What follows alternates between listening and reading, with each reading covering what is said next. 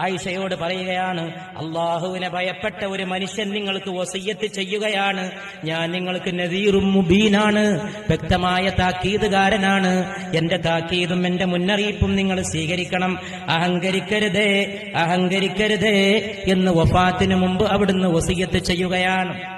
ഇന്ന് ചിലരുടെ അഹങ്കാരം കൊണ്ട് ഭൂമി പിളരുകയാണ്. ഭരണാധികാരികളുടെ അഹങ്കാരം കൊണ്ട് പാവപ്പെട്ട ഓമന മക്കൾ ഉറക്കത്തിൽ ഞെട്ടി ഉണരുകയാണ്. അഹങ്കാരമാണ് പ്രശ്നം. ഒരു ഭരണാധികാരിയുടെ അഹങ്കാരത്തിന് ഒരു രാഷ്ട്രം മുഴുവൻ വില കൊടുക്കേണ്ടി വരുന്ന കരാള കാലഘട്ടമാണ്. അതുകൊണ്ട് ഈ വാക്ക് ഗൗരവത്തോടെ എടുക്കണം. ആയിഷയുടെ വീട്ടിൽ കിടന്നുകൊണ്ട് അഹങ്കരിക്കരുതേ, ഭൂമിയിൽ മെല്ലെ നടക്കണേ, വിനയത്തോടെ നടക്കുന്നവർക്കാണ് നാളെ സ്വർഗം.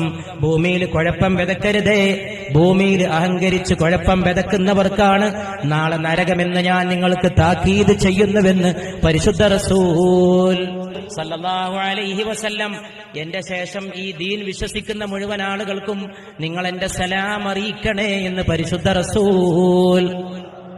ആ സലാം അറിയിക്കാൻ വേണ്ടി പറഞ്ഞയക്കപ്പെട്ട കൂട്ടരിൽപ്പെട്ട ഒരു കൂട്ടരാണ് ഈ സമ്മേളിച്ചിരിക്കുന്നത്.